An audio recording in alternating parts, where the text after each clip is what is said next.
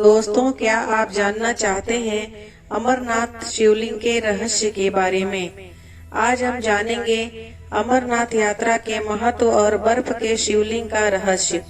कैसे होता है अमरनाथ गुफा में पवित्र शिवलिंग का निर्माण। तो आइए शुरू करते हैं ये वीडियो। दोस्तों, कहते हैं यहाँ आकर भगवान शिव जी के स्वयंभू शिवलिंगम के दर्शन से सारे दुख दर्द दूर हो जाते हैं। यहाँ पहुँचना बहुत कठिन है, जिस वजह से इस यात्रा को काफी कठिन माना जाता है। तो चलिए दोस्तों, जानते हैं अमरनाथ यात्रा से जुड़ी कुछ पौराणिक कथा के बारे में। अमरनाथ यात्रा के दौरान लोग बाबा बर्फानी के दर्शन करने के लिए आते हैं, जो कि अमरनाथ यात्रा के अंदर एक स्वयंभू रूप में स्थापित है। इस गुफा में हर साल बर्फ से भगवान शिव के शिवलिंग बनते हैं, जो कि चंद्रमा जी के चरणों के अनुसार फैलता है और सिकुड़ता है। अमरनाथ गुफा को अमरेश्वर जी भी कहते हैं और माना जाता है कि बाबा बर्फानी दर्शन करने से व्यक्ति को मोक्ष मिलता है। हिंदू धर्म में अमरनाथ गुफा का एक अलग ही महत्व है।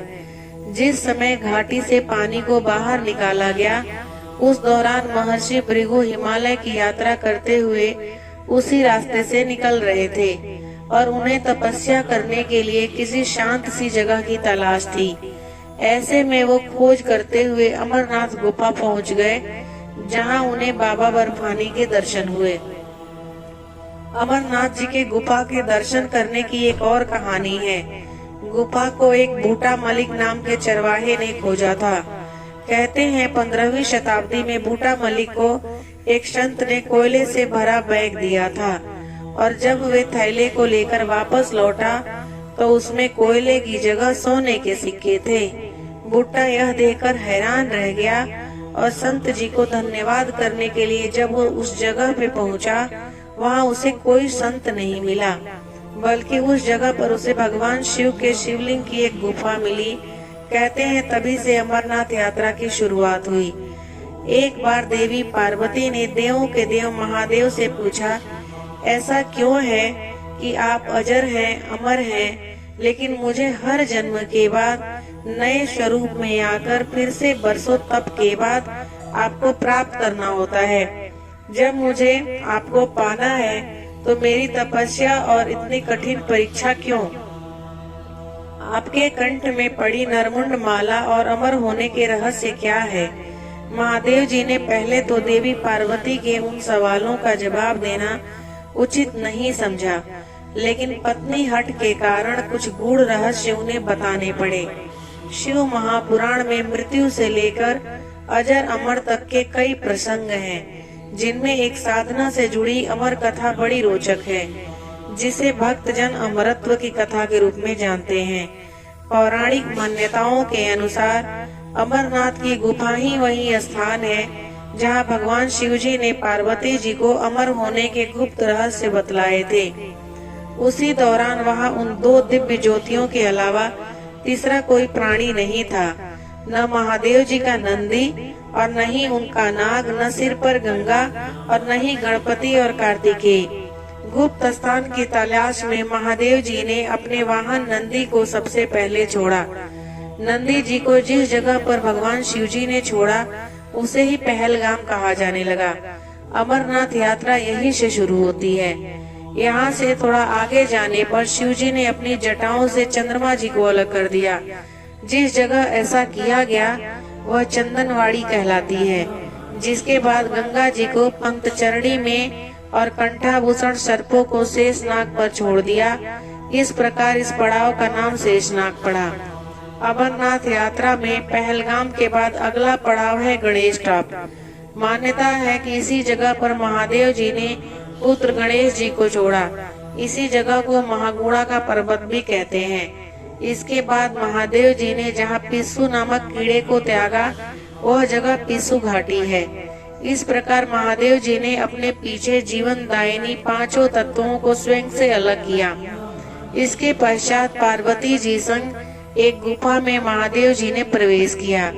कोई तीसरा प्राणी यानी कोई व्यक्ति, पशु या पक्षी गुफा के अंदर घुस कथा को न सुन सके, इसलिए उन्होंने चारों ओर अग्नि प्रज्वलित कर दी।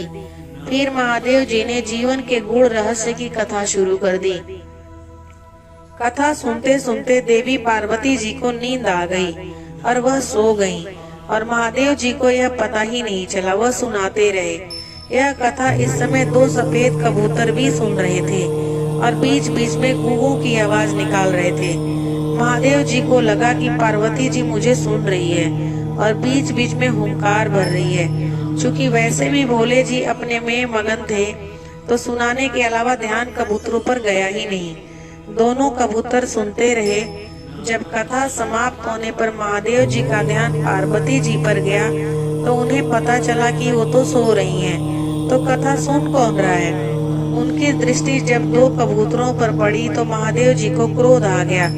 वही कबूतर का जोड़ा उनकी शरणों में आ गया और बोला, भगवान, हमने आपसे अमर कथा सुनी है, यदि आप हमें मार देंगे तो यह कथा झूठी हो जाएगी, हमें पथ प्रदान करें। इस पर महादेव जी ने उन्हें वर दिया कि तुम सदैव इस स्थान पर शिव व पार्वती जी के प्रतीक चिन्ह में निवास करोगे। अंततः कबूतर का यह जोड़ा अमर हो गया और यह गुफा अमरनाथ की साक्षी हो गई। इस तरह इस स्थान का नाम अमरनाथ पड़ा। मान्यता है कि आज भी इन 2 कबूतरों के दर्शन भक्तों को होते हैं। अमरनाथ गुफा में यह भी प्रकृति का ही चमत्कार है कि शिव जी की पूजा वाले विशेष दिनों में बर्फ के शिवलिंग अपना आकार ले लेते हैं। यहाँ मौजूद शिवलिंग किसी आश्चर्य से कम नहीं है। पवित्र गुफा में एक और माँ पार्वती और श्री गणेश के भी अलग से बर्फ से निर्मित प्रतिरूपों के भी दर्शन किए जा सकते हैं। मान्यताओं के अनुसार इस यात्रा को करने मात्र से 23 तीर्थों का पुण्य प्राप्त होता है।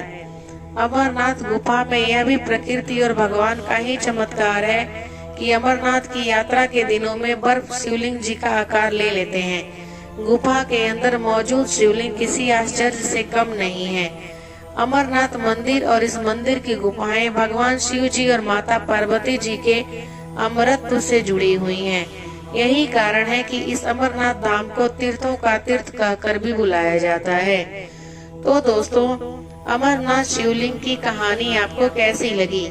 मुझे जितनी भी जानकारी है इंटरनेट या बुक को पढ़ने के बाद मैंने आपके तक पहुंचाने की कोशिश की है। अगर आपको अच्छी लगी और आप चाहते हैं कि ऐसे जानकारियां आपके तक पहुंचाती रहूं, तो प्लीज लाइक एंड कमेंट करें इस वीडियो पे और मेरे चैनल को सब्सक्राइब कीजिए ताकि जब भी कोई नया वीडियो मैं अपलोड